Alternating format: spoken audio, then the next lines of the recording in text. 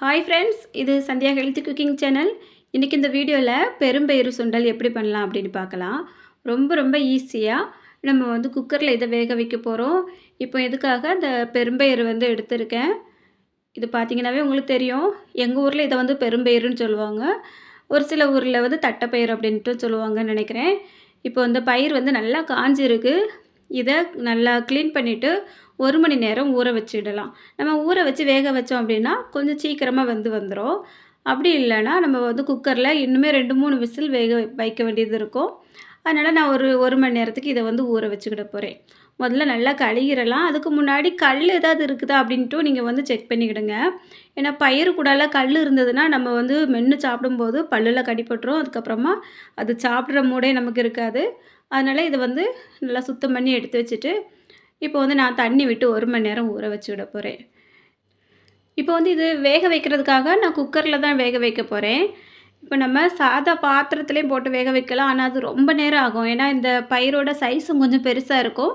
சிறு பயிராக இருந்தால் நம்ம சீக்கிரமாக வந்துடும். அது பிரச்சனை இல்லை. அதனால் முடிஞ்ச வரைக்கும் குக்கர் இருந்தால் அதிலே வேக வைங்க. இப்போ குக்கரில் அந்த ஊற வச்ச தண்ணியோடய நான் சேர்த்துட்டேன். இந்த பயிரோட சைஸை பாருங்கள், கொஞ்சம் பெருசாக வந்திருக்கு. ஒரு 3-4 மணி நேரம் கூட ஊற வைக்கலாம். இன்னுமே நல்ல பெரிய சைஸாக வரும். இப்போ நமக்கு ஒரு அவசரத்துக்கு ஸ்கூல் விட்டு குழந்தைங்க வரக்கூடிய டைமில் செய்கிறதா இருந்தால் உடனே கூட செஞ்சுக்கிடலாம். அதனால் ரொம்ப ஊற வைக்கணும்னு அவசியம் இல்லை. இப்போ இதில் நான் டேஸ்ட்டுக்காக கொஞ்சம் உப்பு சேர்த்துருக்கேன். ஒரு 1/2 ஸ்பூன் சேர்த்துருக்கேன். இதை குக்கரை விசில் போட்டு ஒரு 4 விசில் வர்ற வரைக்கும் வேக விட்டு எடுத்து வச்சிடலாம். குக்கரில் கேஸ் எல்லாம் ரிலீஸ் ஆனதுக்கப்புறம் அதை மெதுவாக ஓப்பன் பண்ணுங்கள். இப்போ பாருங்கள், ஓரளவுக்கு வெந்துச்சு. ஒருவேளை உங்களுக்கு இது வேகாத மாதிரி தெரிஞ்சுது அப்படின்னா அப்படியே நீங்கள் ஸ்டவ்வை ஆன் பண்ணிவிட்டு இந்த குக்கரை தூக்கி வச்சுருங்க. மூடி போட்டு வேக வைக்க வேண்டாம். மூடி போட்டு வேக வச்சிங்கன்னா இன்னுமே குழஞ்சி போயிடும். இதை விட கொஞ்சம் வேகணும் அப்படின்னு நினச்சிங்கன்னா மட்டும் அப்படியே வச்சுட்டு ஒரு 2-3 நிமிஷத்துக்கு கொதிக்க விட்டுட்டு அதுக்கப்புறமா வடிகட்டுங்க. இன்னுமே நல்லா பஞ்சு போல் வந்துடும். எனக்கு இந்த பக்கம் போதும். ஏன்னா நம்ம சுண்டல் மாதிரி தாளிக்க போகிறோம். அதனால் இந்த அளவுக்கு போதும். இப்போ இந்த பயிரை நல்லா தண்ணியை வடிகட்டி எடுத்து வச்சுட்டேன். இதுக்கப்புறமா நம்ம ஸ்டவ் ஆன் பண்ணி கடாய் வச்சுட்டு இதில் ஒரு 2 ஸ்பூன் அளவுக்கு நான் எண்ணெய் சேர்த்துருக்கேன். இதை நம்ம தாளிக்க போகிறோம். இந்த சுண்டலை தாளித்து சாப்பிட்டோன்னா ரொம்பவே நல்லாயிருக்கும். அப்படியே கூட சாப்பிடலாம், பிரச்சனை இல்லை. இன்னுமே இதை தாளித்து சாப்பிடும்போது ரொம்ப டேஸ்ட்டாக இருக்கும். உங்களுக்கு பிடிக்கும்னா அப்படியே சாப்பிட்டுடுங்க. இல்லை தாளித்து சாப்பிட பிடிக்கும் அப்படின்னா இந்த மாதிரி ட்ரை பண்ணி பாருங்கள். இப்போ எண்ணெய் சூடானதும் கொஞ்சம் கடுகு சேர்த்துருக்கேன். ஒரு 4-5 சின்ன வெங்காயத்தை பொடியாக கட் பண்ணி வச்சுருக்கேன். அது கூட ஒரு மிளகாயும் கட் பண்ணி இதில் சேர்த்துட்டேன்.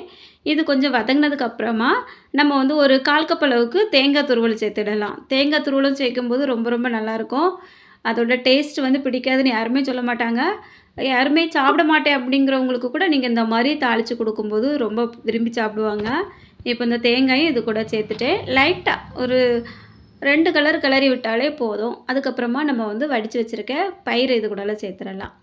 இதுக்கப்புறமா நான் கறிவேப்பிலை சேர்த்துட போகிறேன். கறிவேப்பிலை எண்ணெயில் சேர்க்குறத விட இதுக்கு மேலாட்டில் சேர்த்துட்டு விட்டோன்னா ரொம்ப வாசமாக இருக்கும். அதனால் இப்போ இந்த கறிவேப்பிலை இதில் சேர்த்துட்டு நல்லா இப்படி குலுக்கி விட்டுறலாம். இப்போ அடுப்பை சிம்மில் வச்சுட்டு ஒரு 2 நிமிஷத்துக்கு அப்படியே வச்சு கலந்து விடுங்க. அந்த பயிரோட அந்த எண்ணெய், மிளகாயோட டேஸ்ட்டு, வெங்காயம், தேங்காய் எல்லாமே சேர்ந்து வரும்போது ரொம்ப டேஸ்ட்டாக இருக்கும். இதை பிடிக்காதுன்னு யாருமே சொல்ல மாட்டாங்க. ஈவினிங் டைமில் ஸ்கூல் விட்டு வரக்கூடிய குழந்தைங்களுக்கு இதே போல் செஞ்சு கொடுத்து பாருங்கள். ரொம்பவே விரும்பி சாப்பிடுவாங்க.